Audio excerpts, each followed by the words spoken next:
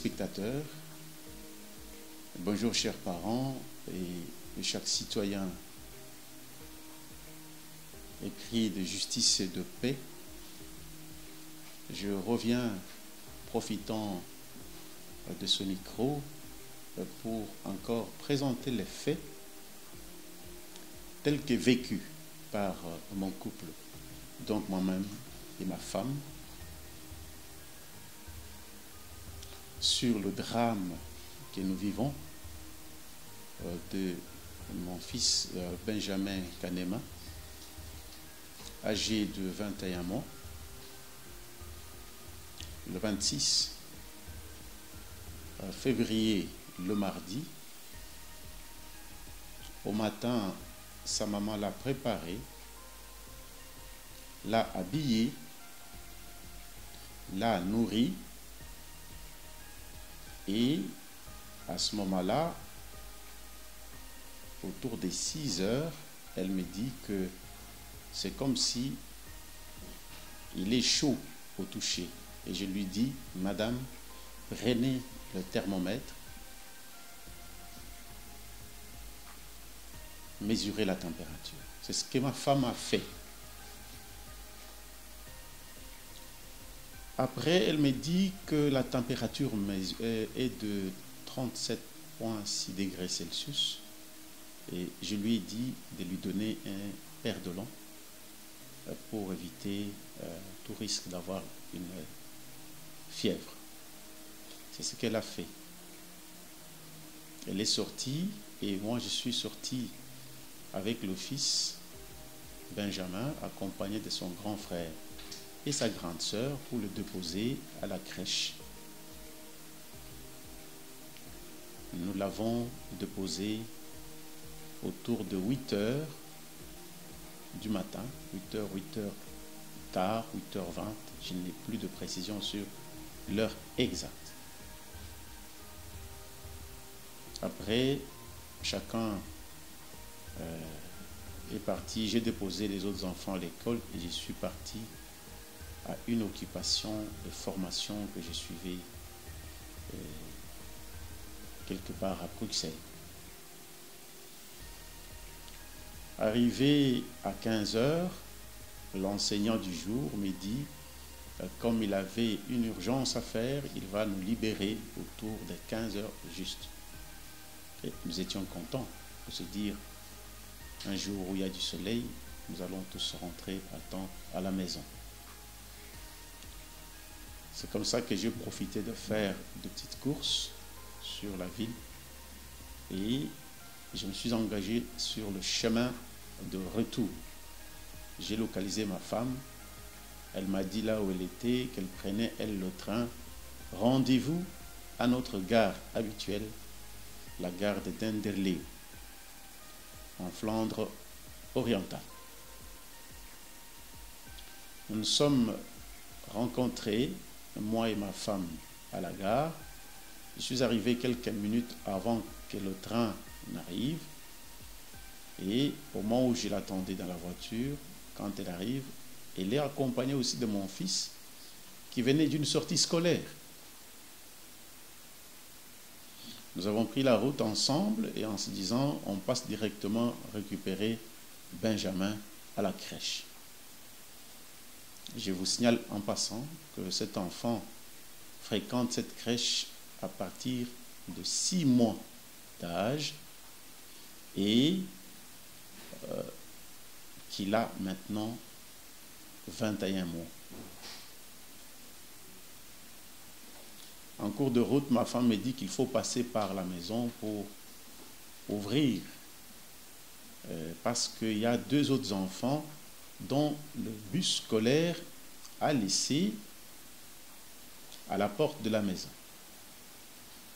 Et en faisant un crochet à la maison, le grand garçon que nous avions dans la voiture est descendu et moi et ma femme, nous avons continué pour aller prendre Benjamin comme nous l'avons promis à sa sœur et ses frères.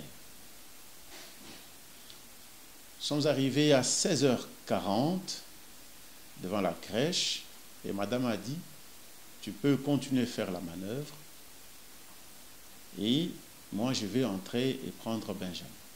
C'est ce que je fais. Je me suis avancé un peu plus loin, j'ai tourné la voiture et je me suis garé devant la crèche. Au bout de quelques 2-3 minutes, je vois ma femme sort en vitesse de la crèche accompagnée de la responsable et elle est en train de crier sur moi, « Benjamin est mort, Benjamin est mort » dans une crise impressionnante. J'ai gardé ma tête froide. J'ai couru, j'ai pris l'enfant, j'ai testé les signes de vie, pas de pouls radial. L'enfant ne respire pas, la langue est entre les dents. L'enfant coule du sang à travers le nez.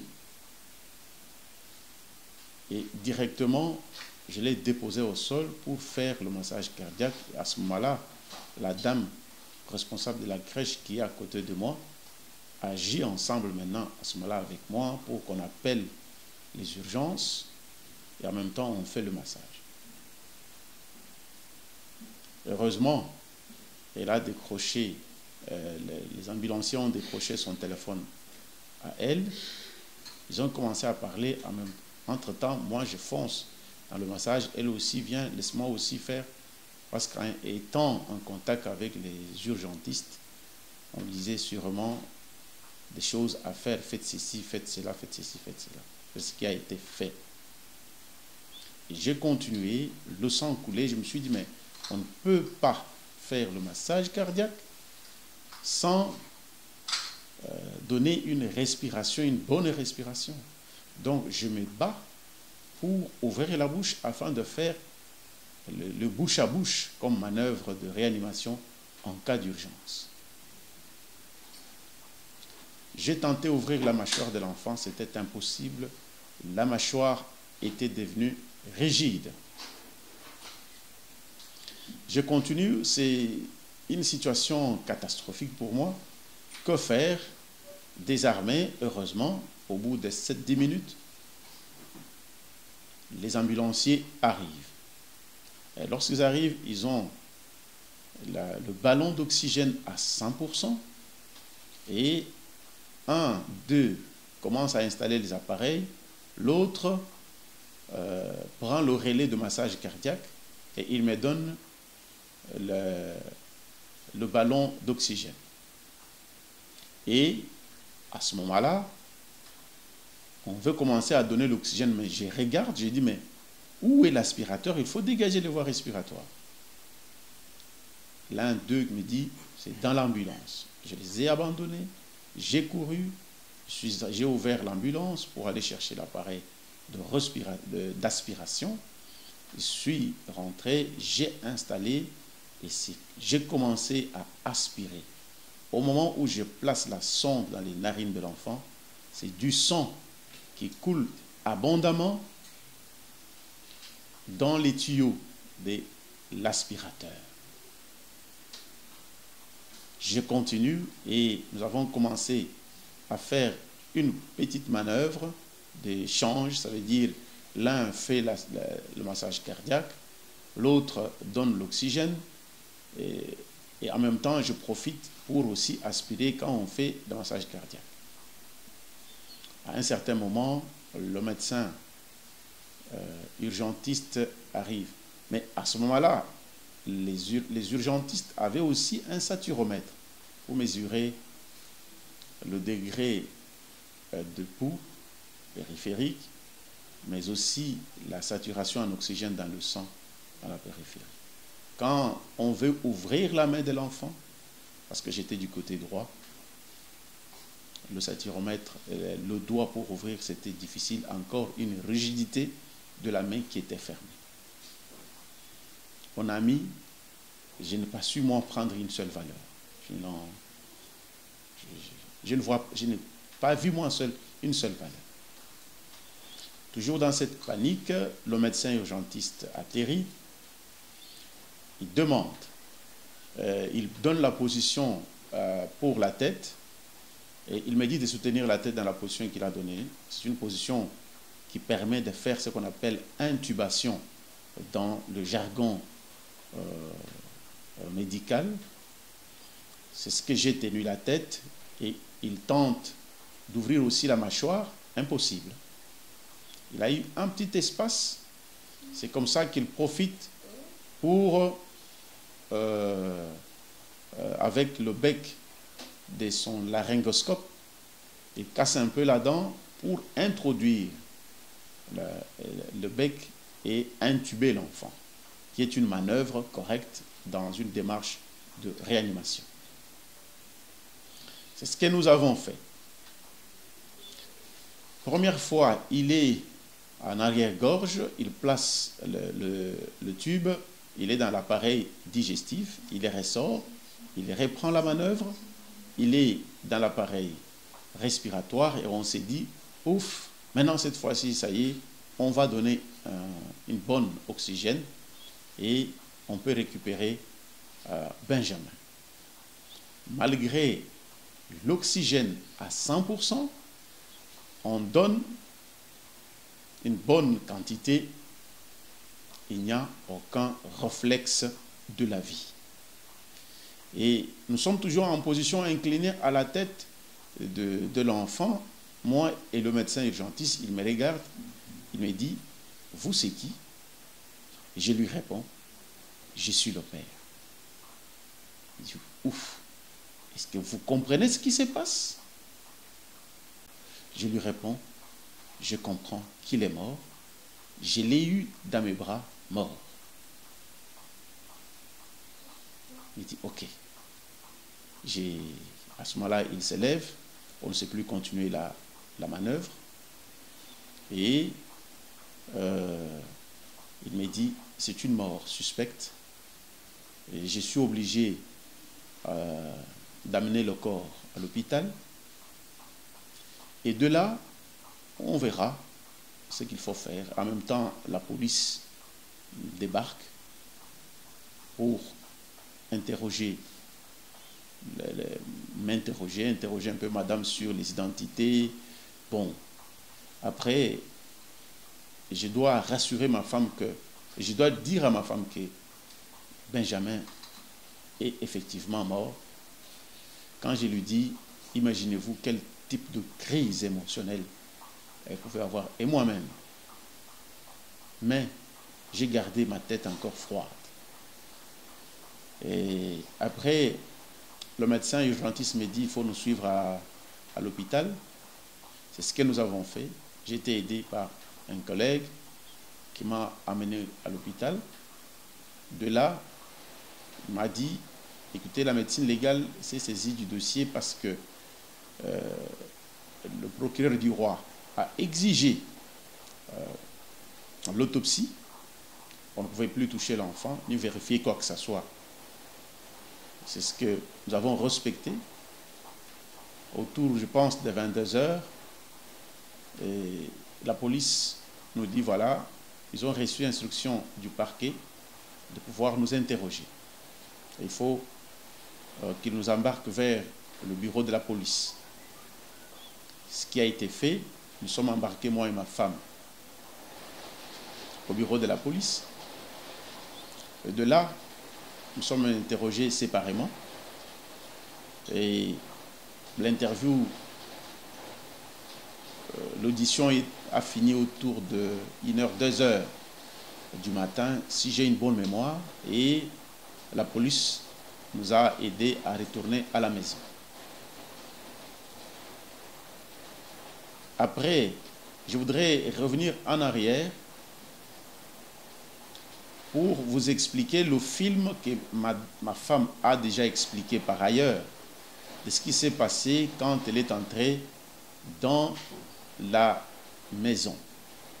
Madame dit, d'habitude, lorsqu'elle arrive, elle toque, elle sonne, je vais dire, la responsable de la crèche vient avec l'enfant, elle le lui donne, ils discutent un peu de la journée, mais cette fois-ci, elle a vu que quand elle sonne,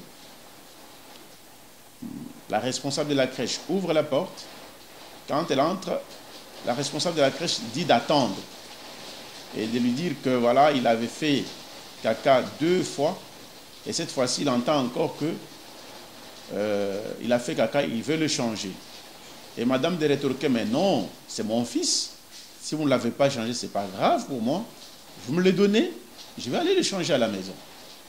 Et la dame aussi qui rétorque, non, je dois le changer. Alors, il a l'enfant sur lui, la tête contre sa poitrine, et elle fait un effort pour aller là où il y a la table d'échange. C'est au moment où il veut déposer l'enfant sur la table d'échange que madame s'aperçoit de long que le sang coule à travers les narines. Ça tique madame, elle s'approche, elle appelle l'enfant, elle ne voit aucune réaction, parce que d'habitude, même si l'enfant dort, quand madame appelle, il va ouvrir les yeux, il va regarder, même s'il a son sommeil. Cette fois-là, c'est un silence, madame comprend qu'il se passe quelque chose. Il demande à la dame de la responsable de la crèche, est-ce qu'il s'est passé quelque chose? Je vois le sang. Oui, la dame répond, j'avais déjà essuyé la première fois, et je vais essuyer. Il dit, mais c'est pas possible, il a fait de la fièvre? La dame répond, non. Il a fait de la diarrhée? Il dit, non. Mais pourquoi vous n'avez pas prévenu? Pourquoi vous n'avez pas appelé son père? Pourquoi même vous n'avez pas appelé ces ambulanciers? Entre-temps, madame est en train de s'approcher maintenant pour toucher l'enfant. Et quand madame regarde, il se dit, mais c'est une catastrophe, l'enfant est décédé. Il dit, mais l'enfant est décédé.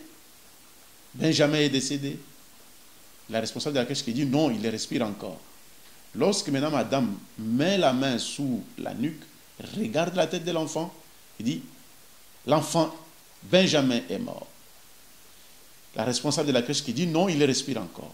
Madame maintenant récupère l'enfant, il met son oreille pour entendre s'il respire, il dit non, Benjamin est mort. Et la responsable qui continue à affirmer non, il n'est pas mort.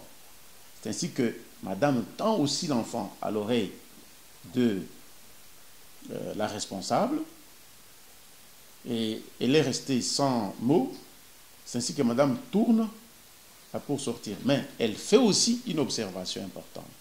Elle dit d'habitude, et ça aussi je peux le confirmer, que quand on arrive, tous les autres enfants, ils sont toujours autour, les uns autour des autres. Et parfois les parents commencent à saluer les uns les autres. Mais cette fois-là, quand elle a levé les yeux, elle s'est rendue compte qu'au salon, là où étaient Benjamin et la responsable, ils n'étaient qu'à 2 et pas d'autres enfants. Ça paraît curieux. Elle lève les yeux plus loin, elle voit que 2 autres enfants sont dans la partie véranda derrière et que la porte coulissante qui donne à la véranda est fermée. Elle sort en vitesse, elle crie, c'est ce que je vous ai expliqué jusqu'au niveau où nous sommes retrouvés à l'audition à la police. Nous avons été auditionnés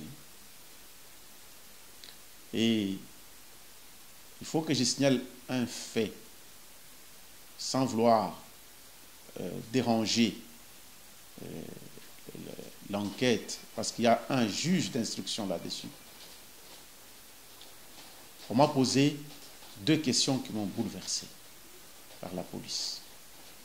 Première question, on m'a demandé si moi j'avais les problèmes d'argent. Je n'en revenais pas. Deuxième question, on m'a dit que la responsable de la crèche a dit que je refusais de réanimer mon fils et j'ai dit gloire à Dieu. C'était bouleversant pour moi, ces 2 questions, malgré tout ce que j'ai fait. Voilà, je ne veux pas aller plus loin sur ce sujet-là. Je continue avec les faits. L'enfant est amené dans un centre médico-légal pour l'autopsie et nous attendons le résultat le mercredi. Jusqu'à 16 heures, nous n'avons toujours pas des infos. Mais bien avant le matin, la police était venue me voir pour dire est-ce que vous voulez voir le corps de l'enfant avant ou après. Et moi, j'avais bien confirmé ensemble avec ma femme que nous voulons le voir après l'autopsie et au besoin savoir de quoi Benjamin est décédé. Il est 16 heures, il n'y a personne. Vers 17 heures, nous avons eu les réconforts de notre bourgmestre et que je remercie en passant. Et il nous confirmait aussi que la police va nous chercher pour aller à Gand, là où l'autopsie est pratiquée. Et il est 18 heures, nous n'avons personne. 19 heures, nous n'avons personne. Ça commence à m'inquiéter. Après 19 heures, autour de 19h30 où on tendait vers 20 heures, un coup de fil sonne, c'est la police au bout du fil. Il dit, monsieur, c'est vous le papa de Benjamin? J'ai dit, oui, c'est bien moi le papa de Benjamin. Oui, on voulait vous annoncer qu'il s'agit d'une mort naturelle. Et après, bon, est-ce que vous avez une pompe funèbre pour s'occuper de la suite, pour lever le corps demain? J'ai dit de toutes les façons, la pompe funèbre, nous la connaissons, elle n'est pas loin de chez nous. Je verrai le matin. Et la police me dit, mais on peut toujours vous aider en contactant déjà la pompe funèbre. J'ai dit, ça va. Ça s'est arrêté là. Je digère l'information, au bout d'un quart d'heure, je rappelle la police. Je dis, oui, j'ai compris votre message, mort naturelle. Est-ce que je peux avoir les détails de cette mort naturelle? Ils me disent non, ils ne savent rien d'autre que ça. Mais on va me rappeler pour me donner les détails.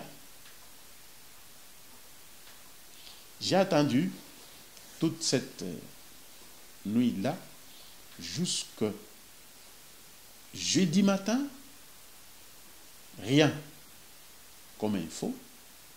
Comprenez, à ce moment-là, au-delà du choc que j'ai, je suis dans l'incertitude de savoir de quoi Benjamin est mort, réellement.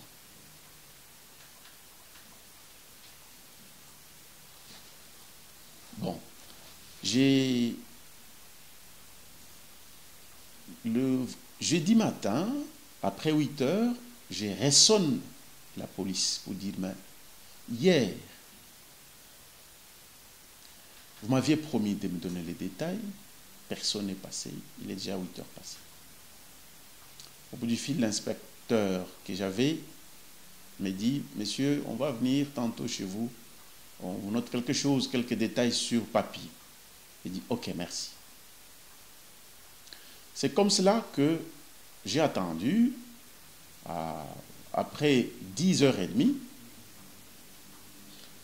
l'inspectrice a toqué à ma porte, j'ai ouvert, nous sommes debout, j'ai dit, bon, est-ce qu'on peut s'asseoir? Il dit non, il préfère qu'on parle debout. Moi et ma femme, nous étions là. Il répète la même information en nous disant que voilà les détails des pompes funèbres, les détails sur le service d'aide et son numéro de téléphone si nous avons besoin de quelques informations. Et moi, je rétorque en disant, mais non, mais madame, moi j'ai besoin des détails de l'autopsie pour savoir de quoi Benjamin est mort. Et là, elle nous dit, elle nous confirme qu'elle n'a pas vraiment les détails, si ce n'est que ce qu'elle a donné. Là, je suis plongé dans le noir.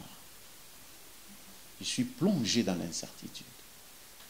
Et elle me dit, bon, vous pouvez appeler le service d'aide aux victimes, va vous aider. Elle sort et part. J'appelle un numéro qu'elle avait laissé. C'était un numéro de l'hôpital médico-légal pour lequel je n'ai pas eu d'aide que j'ai cherché, parce que la dame au bout du fil m'a dit que je ne sais pas vous donner les détails. J'ai demandé, elle m'a donné le nom du médecin pratiquant l'autopsie. Quand je lui ai demandé le numéro, elle m'a dit non, il faut contacter la police. J'ai dit mais on me réfère chez vous pour avoir les détails. Vous me dites de recontacter la police et elle termine sa causerie en me disant monsieur, je ne sais pas vous aider. Je comprends votre douleur. C'est comme ça que je ressonne encore à la police pour demander. Je dis mais voilà, vous me référez à un service, le service qui ne sait pas m'aider. Maintenant, je reviens encore à vous. On m'a donné le nom, si je peux, le nom du médecin, si je peux avoir son numéro pour le contacter afin d'avoir le détail sur l'autopsie. Non, monsieur, là, on ne sait pas t'aider et on n'a pas d'autres détails. On va vous recontacter plus tard. Je plonge encore dans l'incertitude. Je plonge dans le noir. Je ne sais pas la raison pour laquelle Benjamin est mort. Je ne sais pas l'heure à laquelle Benjamin est mort. Je ne sais pas quelle est la pathologie qui a achevé Benjamin. Je ne sais pas les circonstances qui ont fait qu'il meurt. Je ne sais pas pourquoi on ne m'a pas contacté. Je ne sais pas pourquoi la police n'a pas été prévenue. Je ne sais pas pourquoi les urgences n'ont pas été appelées. Dans cette crise, je me décide de rappeler la pompe funèbre et de dire d'arrêter tout lever du corps jusqu'au moment où j'ai les détails. C'est la même chose que je prends encore mon téléphone, je sonne la police pour dire à la police d'arrêter tout lever du corps de l'Institut médico-légal afin que je comprenne, que j'ai les explications.